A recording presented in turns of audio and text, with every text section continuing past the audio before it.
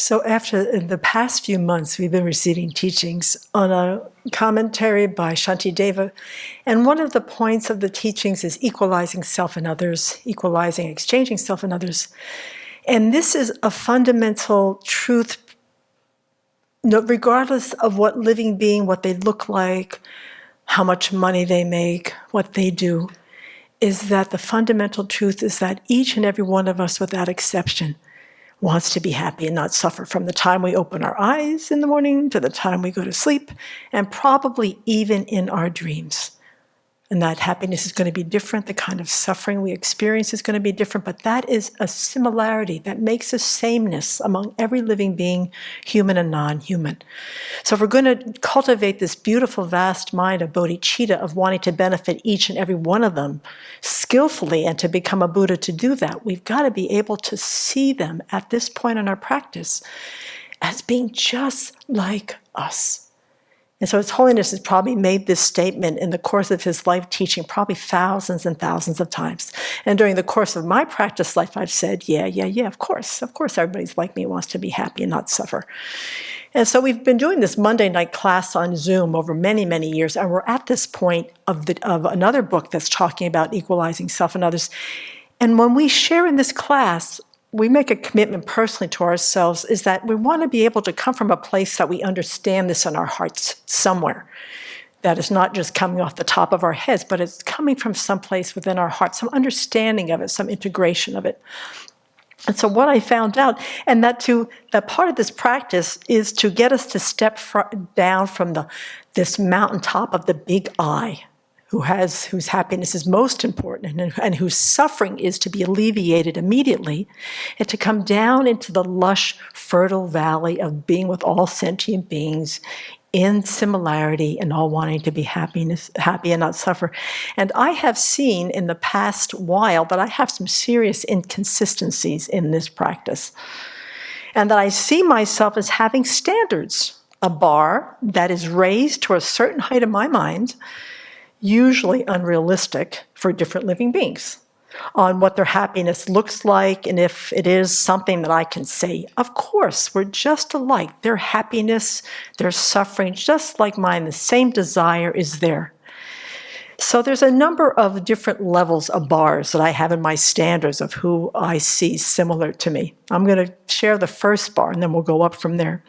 So the first bar is, here at the Abbey, we get to interface with a vast array of living beings. That can be part of our practice, that we can use to see the similarity of wanting happiness and not suffer. That is not just reserved for humans. We've got this vast array of wildlife on this property. They may be hard to see, but for me, it's not so hard to see. Just like me, they want to be happy and not suffer. And that looking at the interface is so close here. And you can really see the treacherous life in the animal world and what a struggle it is for them to find happiness and not suffer. There is a continual vigilance to mate, to protect their young, to stake out their territory, to find safety, shelter, food. Fearful a lot of the time of being eaten or spending a lot of time stalking somebody else to eat, that their desire for happiness and suffering is basically this. How can I survive? How can I prolong my lineage? How can I find shelter for my young? It's so straightforward. And that during the course of my time here, I've seen all versions of happiness of the wildlife in this form, in this abbey. There's a little squirrel that in the early years, she used to rip the prayer flags off the buildings in hopes of wanting to build a very nice nest for her young. We've right now got little tiny critters eating these veggie plants that some of our monastics have painstakingly started from seed. You can be walking down through the woods and you get scared out of your wits for a moose thrashing through the woods, trying to get away from you, but scaring the bejesus out of you. And then you can also see the hawk carrying away the squirrel in its talons. Or right now there's a mama turkey that's just grieving because she seems to have gotten separated from her young ones, who knows where they are. And that she doesn't have the mind to figure out how to retrace her flight, retrace her steps to find them, or to put up on a board somewhere, come and help me find them, to search for them. Or catching a young skunk last week and seeing the terror in his eyes as he tried to get away from me. So here the interface between seeing how they try to be happy and not suffer is very evident. And for whatever my karmic predispositions are with them, I have no judgment. There's not a lot of judgment. There's not a lot of expectations. I can meet them where they are. And for the most part, I can kind of wish and understand that just like me, they want to be happy and not suffer. I'm sad because they're harming a lot of other beings. They're causing suffering for themselves and others. But just like me, they have a wish to be happy and not suffer. Now, with people, I have a different standard. And for them, the bar is set a lot higher. It's harder than it sounds for me because certain people, I add judgment about what I think their happiness is worth and how they go about experiencing it. So I have two bars, all right? The first bar is for the well-connected and the powerful. They have the highest bar in my worldview. My perception is very superficial because I'm basically judging them solely on the appearance of what I think is way too much, all right? Too much power, too much money, too much airtime, too much influence, too many cars, too many green lawns, way too much.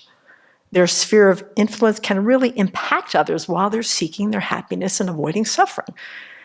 And that their happiness and the cost of it is more than they should be spending. I mean, can't they bring it down a few notches, a few $1 billion, a few $1 million, or not gloat about it so much? So this is my serious bias towards people on that top 1%. It's real hard for me to say, just like me, they want to be happy and not suffer within that context. On the other hand, my other bar in the human family is much more realistic. For the other 99%, is that the guys who are building the Buddha Hall, not a problem. You know, they come here and work. They're trying to make money for their families, educate their children, feel safe, build a house. I go to the clinic in town. Everybody is struggling with some sort of physical ailment, trying to do the best they can to avoid suffering. I go to Home Depot. I mean, everybody's trying to be happy, trying to buy things, build things, make things comfortable. So, and then I try to imagine, what does that happiness look like? And, you know, with some judgment, with some comparing mind, but I kind of put myself in that particular purview. Or in the news, when the articles are about average people, wherever they live, that they're trying to be happy with their family, their life's work, their friends, their health, finding meaning in their life. And I can get my mind around how that is like me. So I've been struggling this for a long time, and it's gotten a little bit better. But one of the things that Venerable has added to this, all beings without exception want to be happy and not suffer just like me, is that she says, just like me, they are just as confused as I am as to what happiness is and how to create the causes for it. And to see that just like me, they want to be suffering, that they don't want to be suffering, they want to be free of it in whatever form it shows itself. For whatever reason, putting the top 1% into that framework has really been helpful in softening my heart around offering them this same value, this same respect. Though they may wish to be free of suffering, we all run headlong towards suffering. Though we desire happiness, your confusion makes you destroy it as you would an enemy. So what I've had to do with the folks who are just really, you know, they created the causes for what they have in this life, this incredible power, wealth, status, fame, fortune, influence. But doesn't matter how much money or power they have, we all get sick. We all get old. We all die. We're still separated from the things and the people we love. Difficulties and misfortune show up unwelcome no matter what. And we work so hard, but our goals and dreams and contentment elude us. So by me thinking in this way, that whole bar up there that I have set for them that they're never going to be able to meet comes down to a more realistic, a more kind level. And that our minds full of this amazing potential for goodness are mostly clouded by our ignorance, clouded by our anger, our jealousy, our fear, regardless of where we live, whether we're human or non-human, and it gets in the way of our happiness and causes us a whole bunch of trouble. So that is that's a leveling field for me as far as being able to understand how to equalize self and others. So Shanti Davis says, when both others and I are similar in wishing to be happy, what is the difference for me? Why do I strive for my own happiness alone? And when both I and others are similar in not wishing to suffer, what is the difference with me? Why do I protect myself and not others? So this is the $6 million question. And to see that with all they have, they can achieve a deep contentment that comes from the inside that is steady and doesn't fade away, just like me. And they can't seem to avoid suffering no matter how many bodyguards, lawyers, security systems, the best medical care money can buy. They can't get away from it. But what we do have, which I continually just bow to, is that we have the Buddha's teachings that help us to learn how to create the happiness that is inside our hearts, that is stable and deep, and help us to avoid creating the causes of our suffering many times that comes from our own way of thinking. And that so many beings don't have the access to the teachings. They're not even capable. They don't have their little minds. They're not capable of figuring out how to avoid harming beings and how to benefit them, as the Buddha's teachings have taught. And so that really softens my heart even more, that as I grow in my capacity to see us as very much alike, I realize that the bar needs to be at the same level for everybody, for the bodhichitta to be able to arise and for any chance of it to be able to develop. So this was, I considered in my arrogance to be a fairly simple practice for years and years and years. And I've seen, and thankful for the world events in our world, I've been able to see my arrogance and my intolerance and my unwillingness to be able to understand that we are all the same in wanting to be happy, not suffer, irregardless of where we stand in the world. And so that has opened up. So when I share on Monday nights, slowly, it's coming from a place of truth for me. It's not a whole bunch of proud words that I'm trying to impress people, but it's actually touching my heart in a way that it hadn't before.